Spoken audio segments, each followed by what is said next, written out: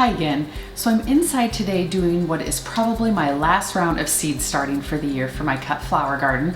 If you're new to my channel, I garden in Northwest Iowa in Zone 5A and I grow both cut flowers and vegetables. So I have 2 seed trays left that I want to start with a variety of seeds today. I also have some seeds set aside that I'll be direct sowing, but that's a few weeks down the road. So I want to go through these and get these started. And then after that, I want to take you downstairs and show you all of the seedlings that I have growing, because I've started a lot and not done videos on those, and everything is looking really good. So I want to share that with you too. So I'm about 4 weeks out from my average last frost date, so I really want to get these last ones started, and I have about 10 varieties that I'm starting today. The first one is from Floret. It's a dark opal basil. Now this basil I'm not going to eat. This is for my cut flower market bouquets, and this will be a nice filler foliage. It's got really dark leaves. I think it will be perfect. Then the next one is a marigold, and this one's a little different from the normal marigolds that I plant in my vegetable garden. This is a lime green marigold, and I think this will also add something different into my market bouquets. So I'm really excited to try that.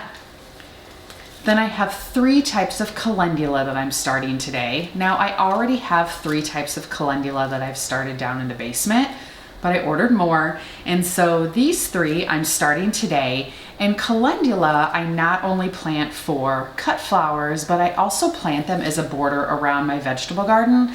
Last year I had some calendula planted around my sweet corn and my zucchini plants, and they acted as a host plant for aphids. And so I did not have aphids on any of my other vegetables or flowers in the garden. So I'm doing that same thing this year. So I have the kinglet apricot calendula, the Oopsie-daisy calendula, and then the Pacific Cream Beauty calendula. Okay, now this next one is a black-eyed Susan vine, and I have 2 different types of this. And I am planting this specifically for an idea that I have. A couple weeks ago, I got 4 wooden trellises. They're 2 by 6 foot each on a local auction. I got them for a really good deal. And I want to join them together, and I want to make a flower wall in my garden. So I have read that black-eyed Susan vines are pretty prolific and grow pretty large. And so I am starting 2 kinds of those seeds specifically for my flower wall. And if it turns out as I'm picturing it, I will do a whole separate video this summer on it. But the 2 types of varieties that I'm growing are the white-eyed Susie and the blushing Susie. So I'm gonna plant these alternated so that they all grow together on the trellises, and hopefully I'll have a whole wall of flowers.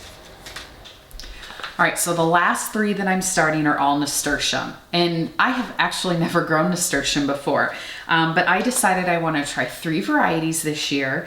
These are all smaller Nasturtium varieties, and so they grow about 1 foot to 1.5 feet wide and tall. They do not vine out huge.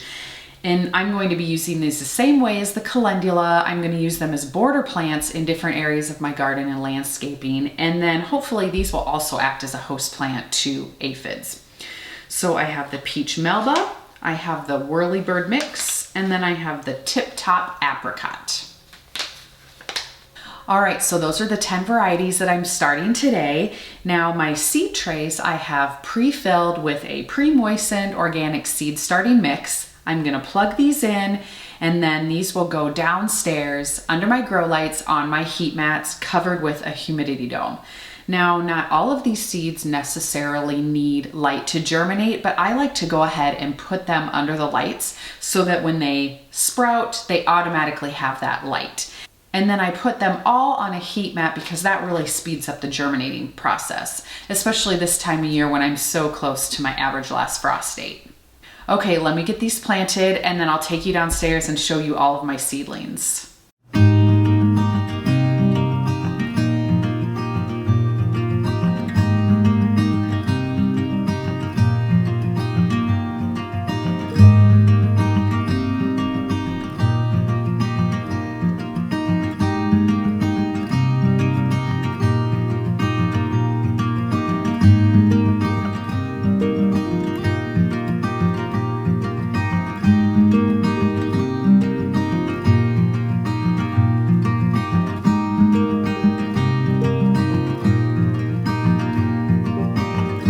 right, so all of my seeds are planted. Before I take you downstairs to show you all of my seedlings, I did have a couple things I want to mention.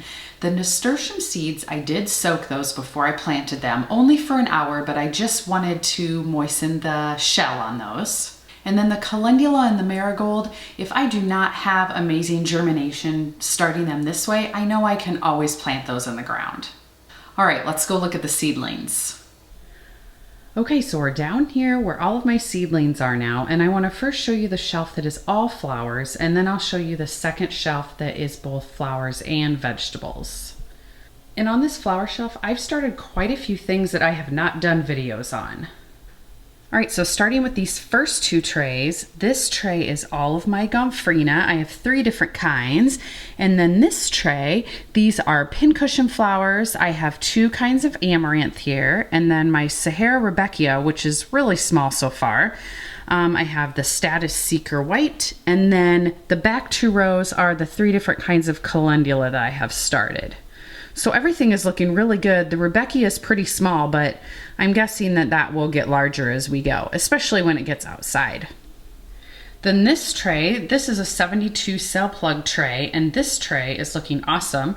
In here I have 3 different kinds of celosia, and then over on this end, this one and this one, those are 2 kinds of asters.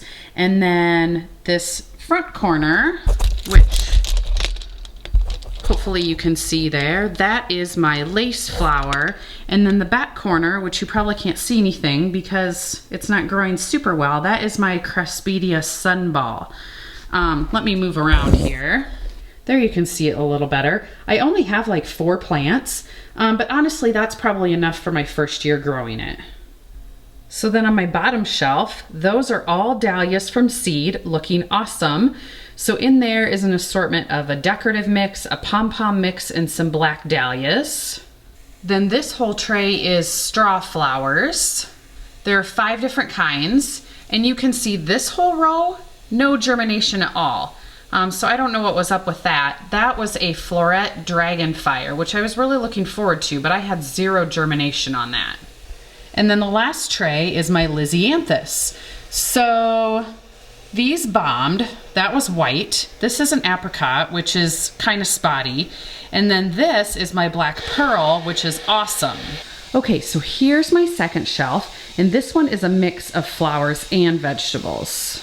So I'll just kind of go shelf by shelf here. This top shelf is mostly peppers. My husband just transplanted these last weekend. We have about 13 or 14 different kinds of peppers we're starting, and he transplanted all of these last weekend. And that's not all of them. And then on the corner of that shelf, this front tray, that is my broccoli, cauliflower, Brussels sprouts.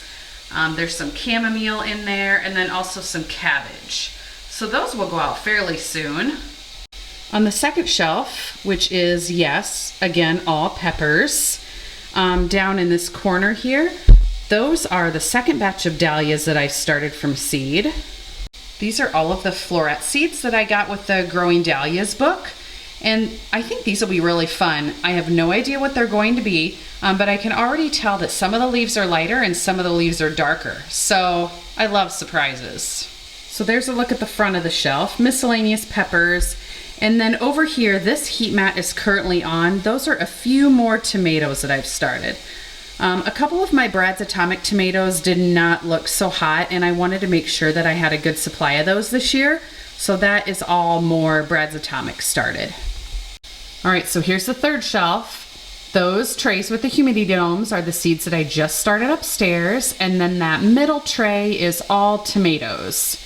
And then over to the left right here in front, that is an orange hat tomato. It's a micro tomato plant, so that I will put in a pot, and it gives me little orange tomatoes. I think it'll be so cute. I actually have 4 of those started.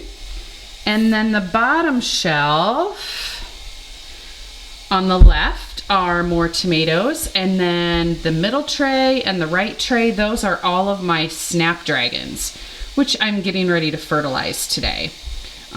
This is one of my Brad's Atomic tomato plants in the front here, which I'm probably throwing away. In this tray in front are tomatoes that I no longer have room for, so those will go upstairs, along with this tray. And this tray. Those are all tomatoes that I no longer have room for. My greenhouse needs to be warm enough so these can go outside. So overall, I am super happy with how my seedlings are growing this year. The weather just needs to get warm enough so everything can go outside. All right, well, that's it for this video. The next big project in the garden that's going on will be my pergola, and so I'll make sure to post a video about that. Otherwise, I've just been really busy amending all the soil and getting ready for planting. So stay tuned for updates on everything, and we'll see you soon.